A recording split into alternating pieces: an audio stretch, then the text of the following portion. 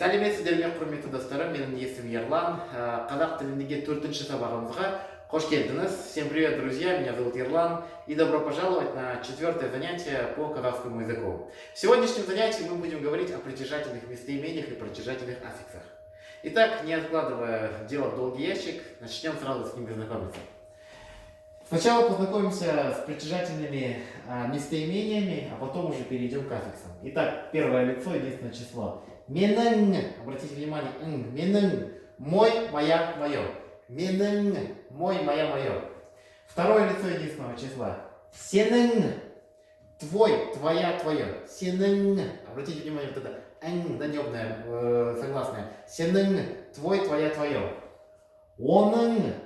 Мы знаем, что в казахском языке нет категории рода, поэтому онен переводится как его или ее. Онен. Итак, с единственным числом разобрались. Переходим ко множественному числу. Первое лицо, единственное число множественного числа. Безден. Наш, наша, наши. Безден. Наш, наша, наши. Второе лицо множественного числа. Сызден. Сызден. Сызден. Ваш, ваше, ваше. И, наконец, третье лицо множественного числа. Оларден. Оларден, их. Оларден, их. И еще хотел бы от себя добавить, здесь есть множественное число, вот в частности у второго лица, допустим, сенен, это твое, да, если вы с человеком на ты, сенен. А можно сказать сендерден, то есть группа лиц, каждым из которых вы на ты, но их много. Мы говорим, это ваше.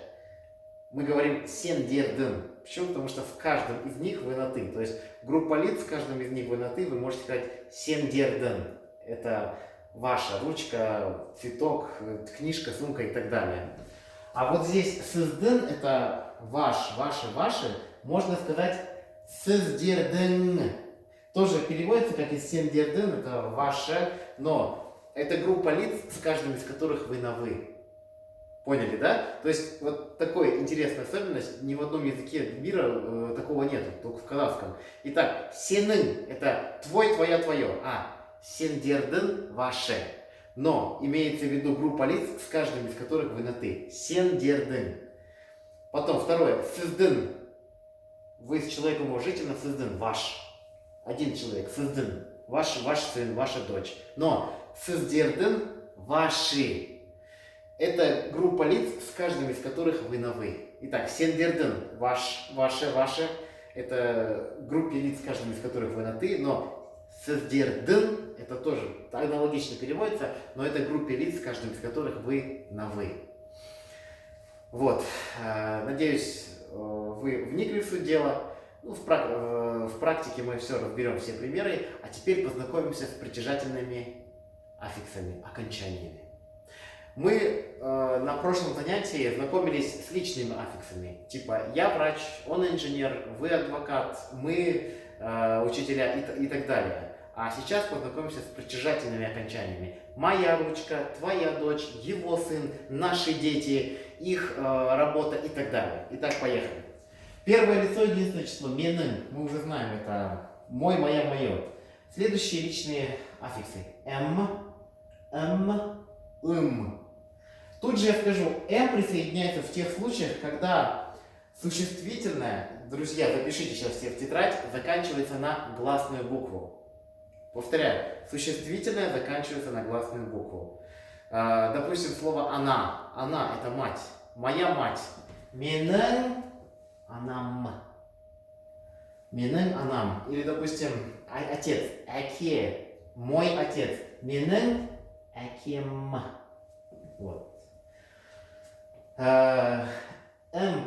Соответственно, присоединяется в тех случаях, когда существительное заканчивается на согласную букву. Например, как я здесь привел пример, тут же смотрите. Менен кощем. Ой. Туыс. Туыс это родственник. Менен туыс. Менен туысым. Мой родственник. Менен туысым. Итак, резюмирую. Присоединяется в тех случаях, когда существительное заканчивается на гласную букву, типа менен анам, моя мама. присоединяется в тех случаях, когда существительное заканчивается на согласную букву. Как в данном примере. Минен туас мой родственник. Ну, присоединять или вы уже знаете. Присоединяется, когда основа существительное заканчивается на мягкую букву. И, А присоединяется, когда последняя слог существительного, как здесь, туис, это твердое гласное. Мы присоединяем да? Закон сингармонизма. Дальше. Сенен твой. Аналогичная картина абсолютно. Присоединяется, когда существительное заканчивается на гласную. Абсолютно верно. Тут же пример. Сенен ажен. Аже это бабушка. Твоя бабушка. Сенен аже. Аже на гласную заканчивается, значит сенен ажен, твоя бабушка. И аналогично с этим примером присоединяется в тех случаях, когда существительное заканчивается на согласную букву. Твой родственник. Сенен туыс. Сенен туысын. Твой родственник. Сенен туысын. Твой родственник. Далее. Третье лицо, единственное число. Онын. Его, ее. Сы. Здесь ситуация немножко другая. Дело в том, что и мы присоединяем в тех случаях, когда существительное заканчивается на гласную букву. Возьмем пример отец. Отец это аке.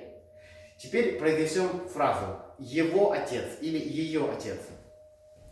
Он аке с. Я выбрал с, потому что аке заканчивается на е, мягкая гласная ей соответствует такая же мягкая он аке с. Его отец или ее отец. Соответственно, буквы присоединяются, когда существительное заканчивается на согласную букву. Его родственник. Родственник это туыс. Он туысы. Он туысы. Или его машина. Машина это көлік. Көлік. Последняя гласная в слоге Значит, его машина. Оның көлігі. Оның көлігі. Его машина. Переходим ко множественному числу. Первое лицо безден. Безден это наш, наша, да, мы в начале урока сказали. Итак, тут ситуация следующая. Когда существительное заканчивается на гласную букву, мы присоединяем вот эти два аффикса. Мез. Наша мама. Безден, она, мыз. Она заканчивается на гласную букву, а твердая буква, значит я выбрал мыс. Безден, она, мыс. Бол, безден, она, мыс. Это наша мама. Бол, безден, она, мыс. Это наша мама. Вот. Соответственно, вот эти частицы мс, омос присоединяются, когда существительное заканчивается на согласную букву. Наш родственник. Родственник это туыс. Безден, туыс, омос. Туыс твердое значит ей соответствует твердый Безден, туыс, омос. Безден, туыс, омос. Наш родственник. Безден, туыс, омос. Наш родственник. Или наша машина. Машина, как я сказал, көлік. Көлік. Біздің көлігіміз. Біздің көлігіміз. Наш автомобиль, наша машина. Дальше. Второе лицо множественное число. Сіздің. Ваш. Ваше. Ваше. Аналогично, как и здесь. Абсолютно. Существительное заканчивается на гласную букву. Мы присоединяем либо нс, либо нс. Ваш отец. Ваш. Сіздің әкеңіз. Сіздің әкеңіз. Ваш папа. Ваш отец. Сіздің әкеңіз. И, соответственно, существительное заканчивается на согласную букву. Мы присоединяем нс и онос. Ну, допустим, пәтер. Классное слово. Пәтер, квартира. Ваша квартира. Сіздің пәтер. Последняя гласная в слоге Е, мягкая. Значит, я выбираю вот этот вариант. Сіздің пәтеріңіз. Сіздің пәтеріңіз. Бұл сіздің пәтеріңіз. Это ваша квартира. Все понятно? Уверен, что да. И, наконец, третье лицо. Олардың. Их. Единственный перевод это их. Олардың. Их. Аналогично, как и здесь. Обратите внимание. Даже те же самые аффиксы. Следовательно, слово заканчивается на гласную. Мы присоединяем с и с. Слово заканчивается на согласную. Присоединяем о и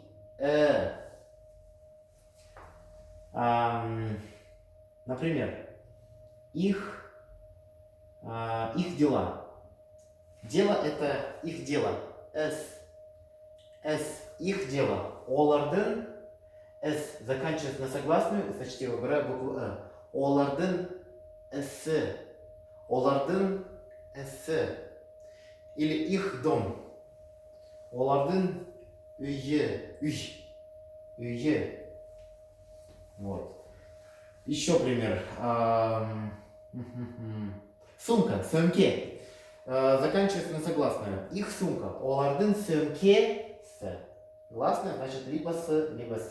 С я выбрал пока с, потому что сөмке заканчивается на гласную е. Олардың сөмкесі. Их сумка. Что касается вот этих слов, помните, я в начале урока говорил, сенің, сендердің и сіздің, сіздердің, то тут не пугайтесь, у сендердің будут те же аффиксы, что и сенің. То есть У сіздердің, что означает ваш, будут те же аффиксы, что и у сіздің. Не пугайтесь, тут ничего страшного. И обратите внимание на примеры, которые тут же я для закрепления вот этого материала записал. Менің көшем. М прибавил, потому что көше заканчивается на гласную букву. Просто М прибавил, да, как я объяснял в тех примерах. Менің айнам. М прибавил, потому что слово айнам, что в переводе означает зеркало, также заканчивается на гласную. Менің айнам. Менің айнам. Мое зеркало. Менің туысым. Мой родственник. Менің туысым. Мой родственник. Потому что С это согласная буква. Сенің әжең. Твоя бабушка. Просто прибавил голую Н, потому что әже заканчивается на гласную букву. Сенің әкең. Твой отец. Сенің пәтерің. Твоя квартира. Здесь я прибавил Н, потому что пәтер заканчивается на согласную букву. Оның досы. Дос это согласная буква. Смотрим оның. Если согласная, значит ы. Дос, потому что здесь в последний слог это буква О. Есть, соответственно, твердое ы. Оның досы. Его друг, ее друг. Олардың ауылы. Ауыл заканчивается на согласную, значит я выбираю букву ы. Олардың ауылы. Их поселок, их аул. Еще раз, друзья, посмотрите на доску, проанализируйте все записанное, все сказанное мною. И сейчас пойдем с вами мы дальше. Все рассмотренные конструкции это положительная, утвердительная форма притяжательных местоимений с аффиксами, да? Мы знаем, что всегда есть три формы. Положительная, отрицательная и вопросительная. И сейчас мы поэтому с вами рассмотрим отрицательную и вопросительную форму. Поехали. Так. К слову сказать, тут все очень просто. Просто, я бы сказал, да, безобразие просто. Почему? Потому что сейчас вы все увидите. Ну, тут не надо быть гением, чтобы понять, это отрицательная форма, это вопросительная. Смотрим. Менің пәтерім емес. Данная фраза «емес» уже вам слово не чужое, это означает «не». На что я обращаю здесь внимание? Менің пәтерім емес. А то, что все частицы остаются у существительного, а слово «емес» остается нулевым. Помните, в личных аффиксах в предыдущей теме все получало слово «емес». Допустим, «мен дәрігер емес пін». «Мен дәрігер емес пін». Я не врач. А в притяжательных аффиксах емес остается голой, оно ничего не получает. Все остается у существительного. Менің пәтерім емес. Это не моя квартира. Мысалы, бұл менің пәтерім емес. Это не моя квартира. Едем дальше. Сенің әкең емес. Я здесь пропустил букву элемент каюсь. Сенің әкең емес. Бұл сенің әкең емес. Это не твой отец. Опять, видите, емес осталось в нулевой форме. Біздің мақаламыз емес. Мақала, новое слово, все слова запишите, это статья. Біздің мақаламыз емес. Не наша статья. Бұл біздің мақаламыз емес. Это не наша статья. И третье лицо отрицания. Оның ұлы емес. Ол, если не знаете, запишите. Сын. Сын. Оның ұлы емес. Не его сын. Я думаю, все предельно просто. Все остается у существительного. Главное знать утвердительную форму и просто к ней присоединить емес. С вопросительной формой то же самое. Прикиньте, все остается у существительного. Ваша основная задача выбрать просто правильную вопросительную частицу. Выбрали вопросительную частицу и все. К ней ничего присоединять не надо. Все присоединяется, остается у существительных. Сенің көлігің бе. Это твоя машина, это твой автомобиль. Мысалы, бұл сенің көлігің бе. Бұл сенің көлігің бе. Это твоя машина. Дальше. Оның әкесі ме. Тут понятно, да? Это его отец. Бұл оның әкесі ме. Дальше. Менің анам ба. Это моя мама. Менің анам ба. Это моя мама. Бұл менің анам ба. Біздің қызымыз ба. Бұл біздің қызымыз ба. Это что, наша дочь? Что творится вообще, да? Масқара. Бұл біздің қызымыз ба. Это наша дочь и я. Бұл біздің қызымыз. Да, это наша дочь. Отрицательная. Жоқ. Бұл біздің қызымыз емес. Сен не айтып отырсың? Что ты там болтаешь, да? Вот, друзья. Итак, на сегодня это все. Ждите домашнее задание именно по притяжательной матрице. Я думаю, здесь чуточку упорства, капельку усидчивости, и все будет просто супер. Назардан такой рахмет, келесі кездескенше.